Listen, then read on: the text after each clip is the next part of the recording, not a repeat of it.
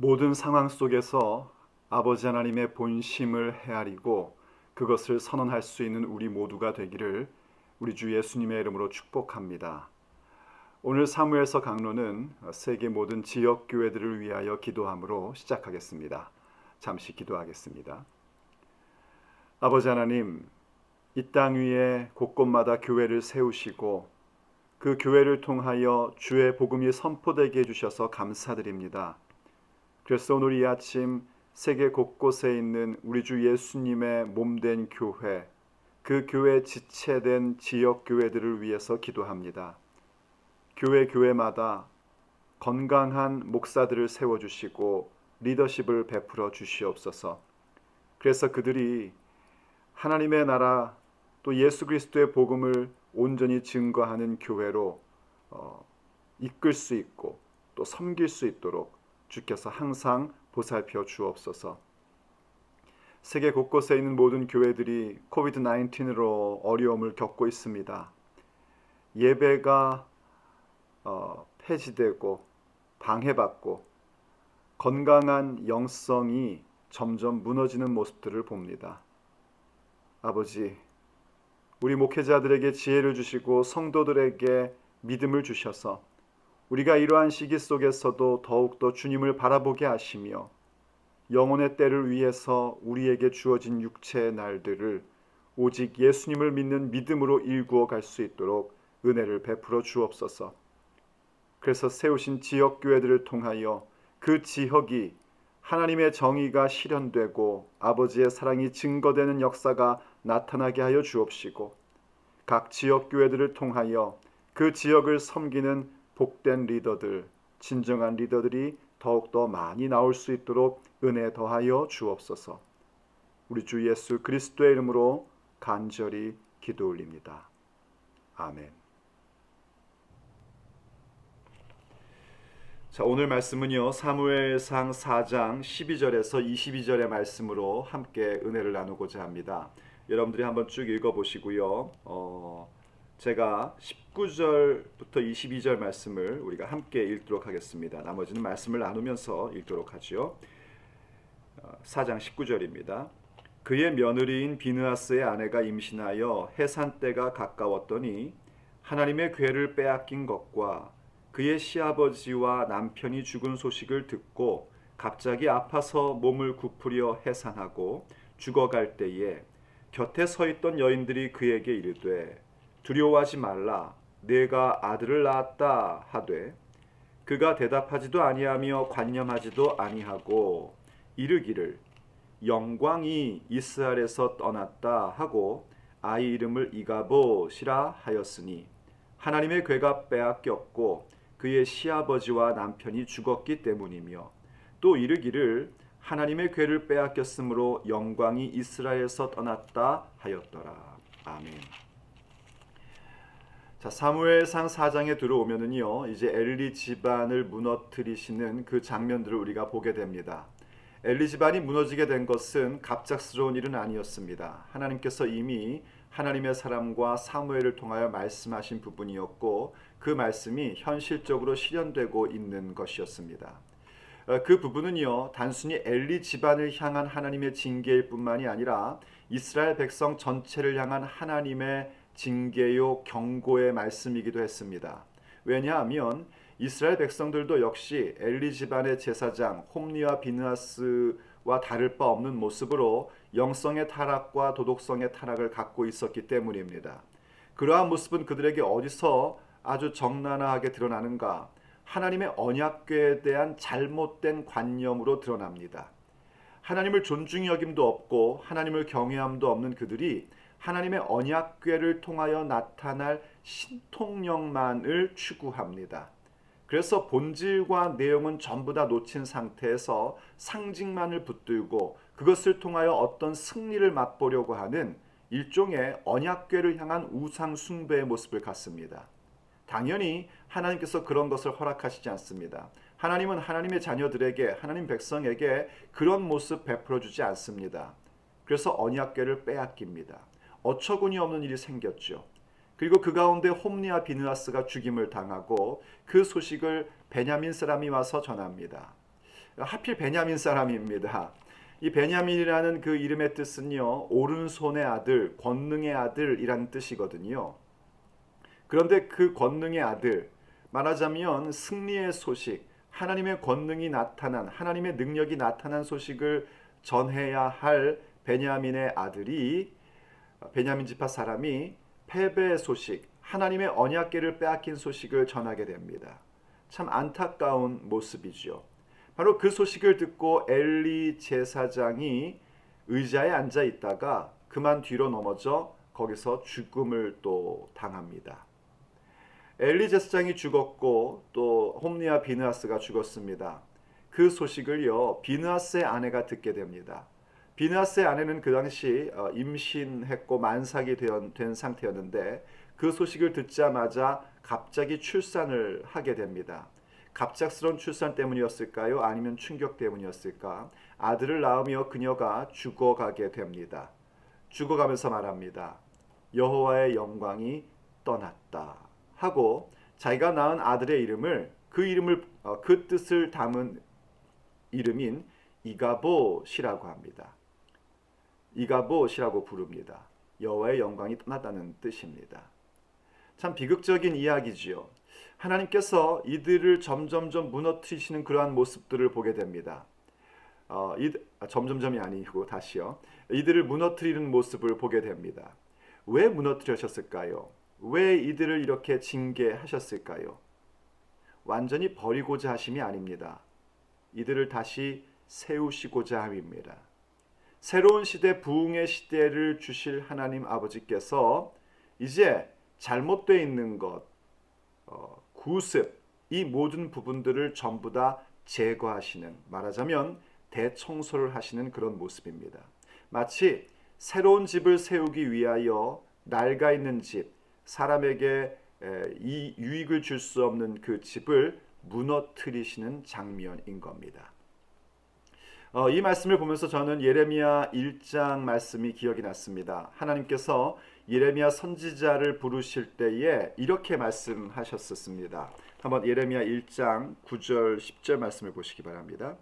여호와께서 그의 손을 내밀어 내 입에 대시며 여호와께서 내게 이르시되 보라 내가 내 말을 내 입에 두었노라. 하나님께서 하나님의 말씀을 선지자의 입에 두었다라고 말씀하십니다. 그런데요, 계속해서 보십시오. 10절 보라 내가 오늘 너를 여러 나라와 여러 왕국 위에 세워 하나님의 말씀의 메신저로 그를 세우셨습니다. 그렇게 세워서 무엇을 하시는가 했더니 내가 그것들을 뽑고 파괴하며 파멸하고 넘어뜨리며 건설하고 심게 하였느니라 하시니라. 하나님의 말씀의 능력을 가지고 지금 어떤 일들이 일어날 것을 말씀하시는가 하니 뽑고 파괴하고 파멸하고 넘어지는 그 일들이 있을 거라는 겁니다. 하나님의 말씀은 우리에게 능력을 주고 우리를 세워주시는 건데 왜 이런 일이 있는가?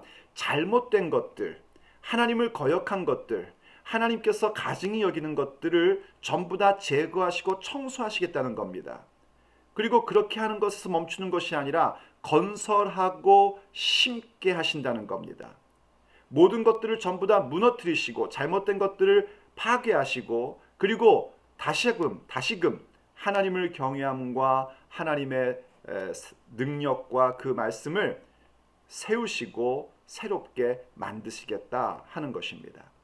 자, 그래서요 오늘 우리는요 이 엘리 집안의 무너짐, 엘리 집안의 몰락에 대한 말씀을 보면서 과연 하나님께서 우리에게 우리가 어떻게 세워지기를 원하시는지 또 우리를 어떻게 건설하시고자 하는 것인지에 대한 부분들로 우리가 함께 그 메시지를 듣고자 합니다.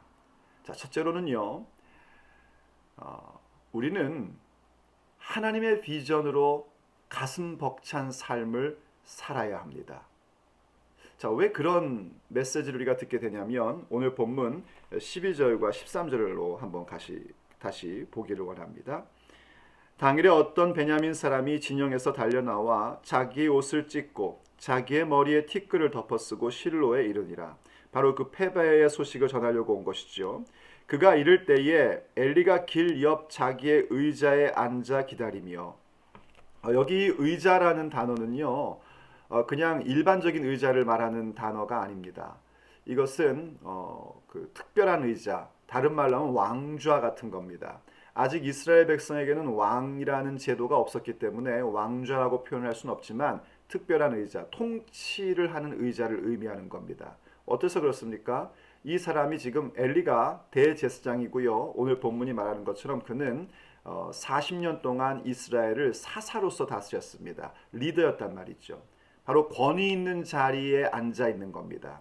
그 자리에 앉아서 이 소식을 듣게 되었습니다.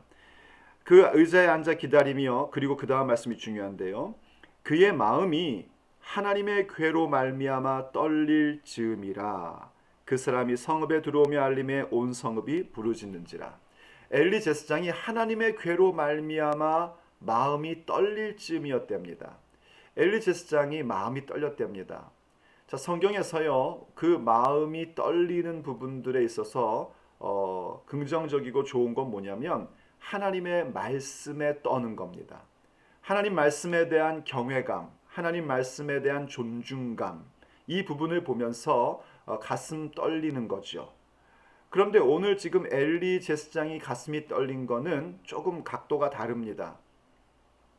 그는 대제사장으로서 하나님의 말씀을 알고 있던 사람이었습니다. 또 사사로서 의자에 앉아 백성들을 다스릴 권위를 받고 있는 사람이었습니다.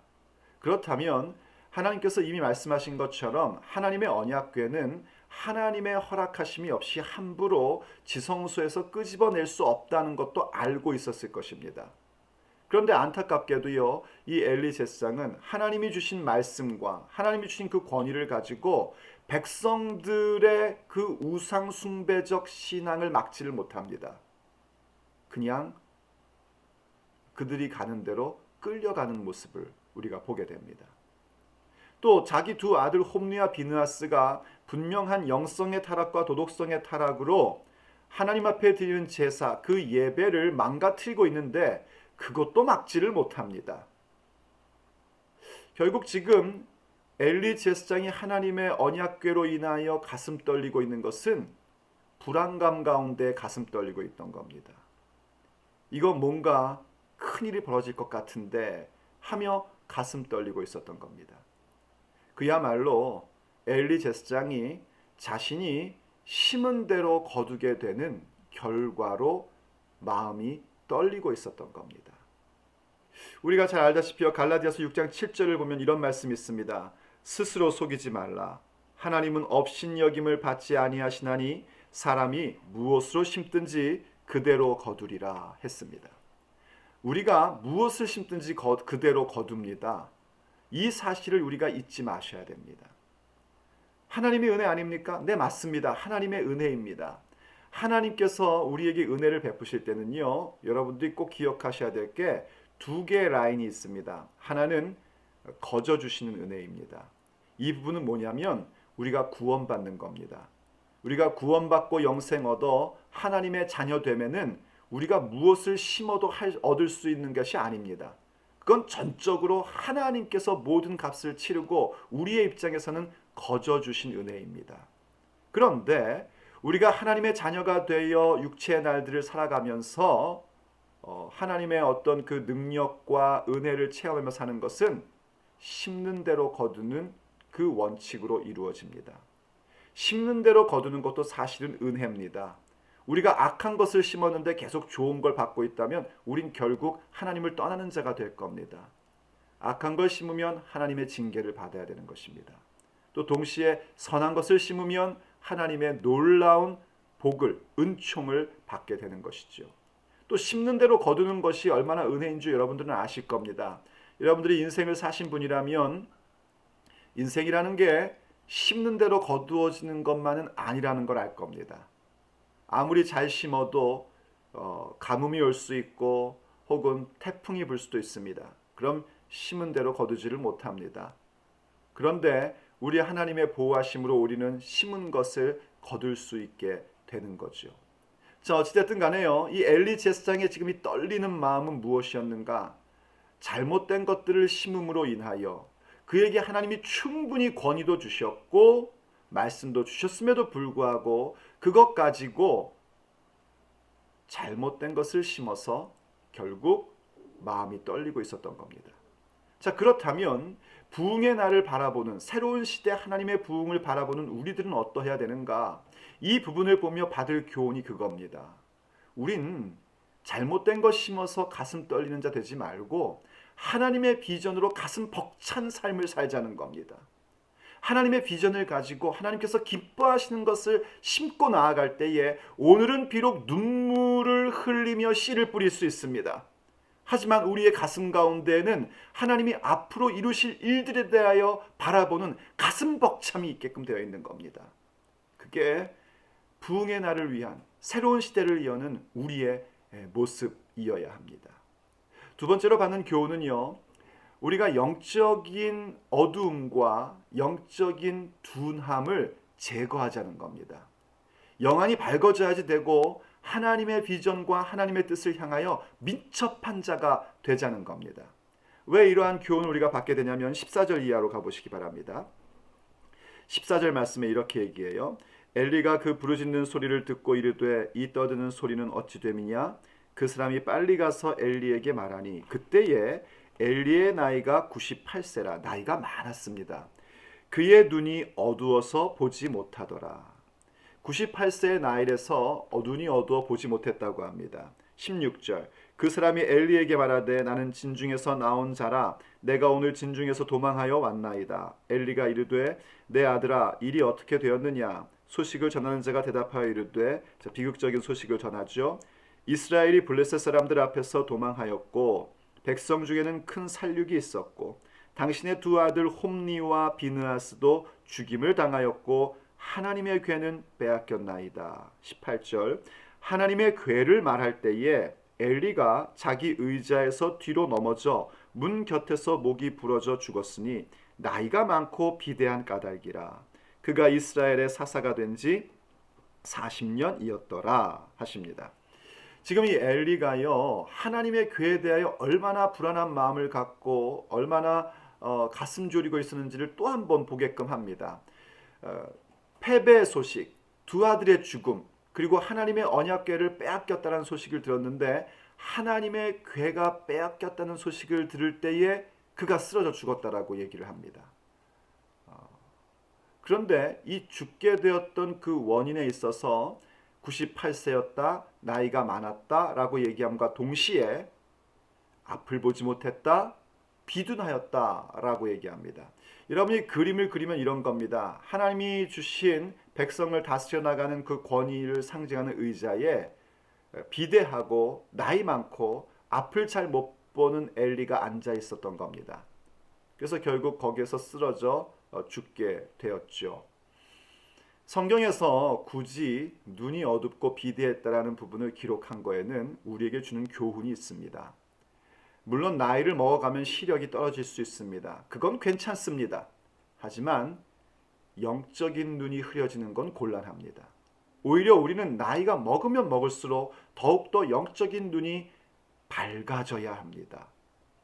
그리고 또한 비둔해지는 것을 조심하셔야 됩니다. 우리가 육체에 살이 좀 쪄도요, 그게 얼마나 건강에 좋지 않고 우리에게 힘든지 압니다. 하지만 그것도 괜찮습니다. 사실은요. 정말 심각한 것은 영적인 비둔함입니다. 영적으로 비둔하여 하나님의 뜻에 대해서 민첩해지지 못하는 것, 그것이 더욱더 심각한 일입니다. 영적인 눈이 어두워지고 영적인 민첩함을 잃어가는 건 하루아침에 이루어지는 것은 아닙니다. 지금 성경이 이야기해 주는 것도 엘리가 나이 많아서 사사로 40년 동안 섬겼다. 하루아침에 그렇게 되는 게 아니라 점점 그렇게 되는 겁니다. 그래서 그게 참 두렵습니다. 순식간에 급성으로 온다면 어이쿠 이게 웬일이냐 할 텐데 시간이 흐르면서 자기도 모르는 사이에 점점점 눈이 어두워지고 점점점 비둔해져서 나중엔 그게 당연한 것처럼 익숙해지는 것이 심각함입니다. 우리가 육체의 나이는 먹고요. 육체의 눈은 시력은 떨어지고 또 뭔가 몸이 나이를 먹어서 배는 나올 수 있을지언정 영적으로 눈이 어두워지고 영적으로 비둔해지는 자가 되어서는 안 됩니다. 오히려 부흥의 때를 바라보면서 우리는 영안이 더욱더 환해지고 하나님의 뜻과 하나님의 일에 대해서 민첩해질 수 있는 자들이 되어야 됩니다. 그들이 바로 부흥의 날, 부흥의 때를 위하여 하나님께서 쓰시는 사람들입니다. 그 다음 세 번째로 우리가 살펴볼 것은요, 하나님의 본심을 보고 말할 수 있는 자가 되어야 됩니다. 사실 오늘 이 부분이 가장 중요한 부분이기도 합니다. 19절과 22절 우리가 아까 함께 읽었었죠. 대제사장인 시아버지가 돌아가시고 제사장인 자기 남편 비느하스의 죽음의 소식을 들은 비느하스의 아내가 만삭 상태에 있었습니다. 그 소식을 듣고 아이를 출산하게 되는데 아이를 출산하다가 죽음을 겪게 된 겁니다. 그러면서 하는 말이 여호와의 영광이 떠났다는 겁니다. 어떤 의도로 말했는지는 알 수가 없습니다. 두 가지로 볼 수 있는데, 하나는 지금까지 자기가 누리고 있던 누리고 있던 특권이라고 할까요? 혹은 자신이 가지고 있었던 여러 가지 부귀영화라고 할까요? 이러한 것들이 이제는 다 사라졌구나 해서 여호와의 영광이 떠났다라고 말한 것일 수도 있고, 또 다른 각도에서는 여호와의 언약궤가 빼앗겼으니 이거 큰일 났구나, 하나님의 영광이 떠났구나 하며 걱정하는, 엘리와 같이 하나님의 언약궤를 걱정하는 모습의 이야기일 수도 있습니다. 그런데 제가 본문 가운데서 이야기하고자 하는 것은 그녀의 심중이 어떠했냐가 아니라 그녀가 지금 절망 가운데 죽어가고 있다는 겁니다. 그런데 안타까운 건 뭔가, 이 지금 절망 가운데 죽어가며 여호와의 영광이 떠났다라고 얘기할 때에 이 일어나고 있는 일련의 사건에 대한 하나님의 본심을 얘기해 주는 사람이 아무도 없었다는 겁니다. 지금 언약궤를 빼앗기고 엘리와 엘리의 두 아들이 죽음을 갖게 된 것은 하나님의 영광이 떠난 것이 아닙니다. 하나님의 영광이라는 건 뭐냐면 하나님의 그 존귀함과 하나님의 그 능력의 실제성이 우리의 삶의 현상으로 나타나는 것을 영광이라고 하는 겁니다. 그렇다면 지금 하나님께서 이 세대를 온전케 하기 위하여 엘리 집안을 파괴하시고 몰락시키시고 무너뜨리시고, 그리고 이스라엘 백성으로 하여금 정신 차리게 하도록 언약궤를 빼앗기는 어처구니 없는 일을 겪게끔 하시는 그 모든 것 가운데에는 사실은 하나님의 영광이 나타나고 있는 겁니다. 그런데 그걸 이야기하는 사람이 아무도 없습니다. 성경에 보면은요, 아들을 낳다가 죽어가던 또 하나의 여인이 있었습니다. 바로 야곱의 아내 라헬이었습니다. 라헬이 야곱의 막내 아들을 낳다가 죽어갑니다. 죽어가면서요, 그 낳은 핏덩이 아들을 보니까 얼마나 마음이 아픈지 생각해 보십시오. 그 위에 10명의 형, 요셉까지 포함하면 11명의 형들이 있습니다. 10명의 형들은 배다른 형들이죠. 그 형들, 기라성 같은 형들 밑에서 자라날 이 아들을 생각하니까 가슴 아플 것이고, 자기가 지금 죽어가니 젖 한번 물리지 못하는 그 아들의 그 아픔을 생각할 때에 가슴이 아프고 슬펐겠죠. 그래서 그녀가 죽어가면서 그 아들의 이름을 이렇게 부릅니다. 베노니, 슬픔의 아들, 역경의 아들, 이렇게 얘기하는 겁니다.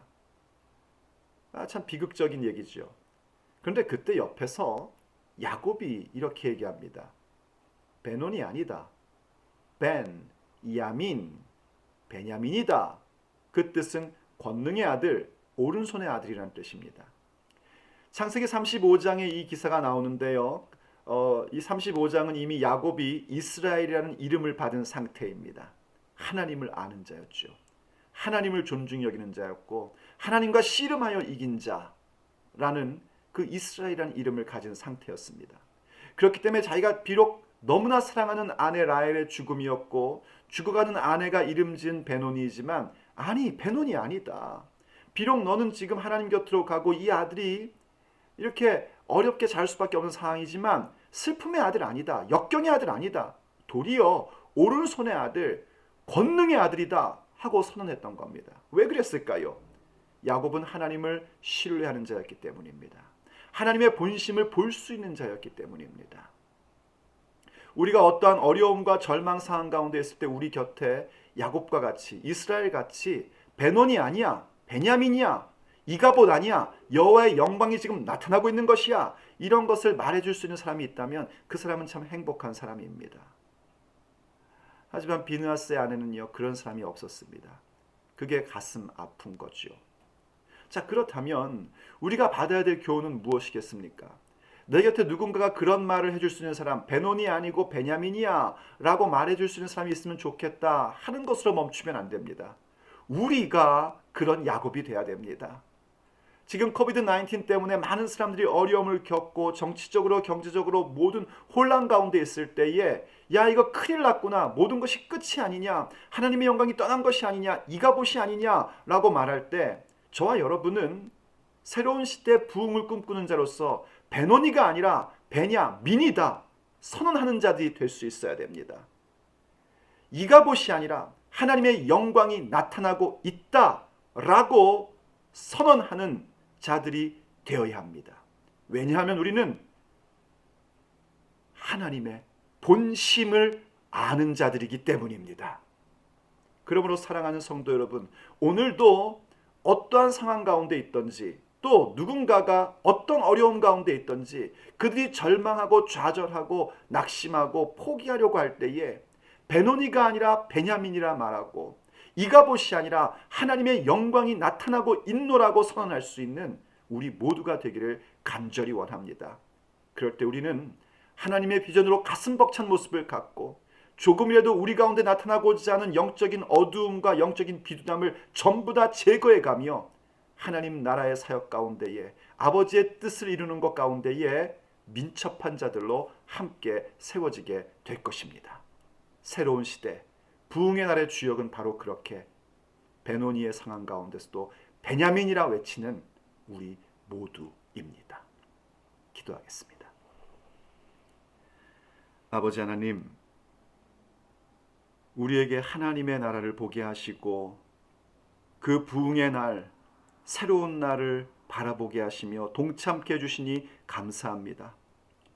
엘리 집안에 무너뜨리시는 그 모습들을 보며 우리에게 주께서 무엇을 말씀하시고자 하는지를 듣게 해주시니 감사합니다.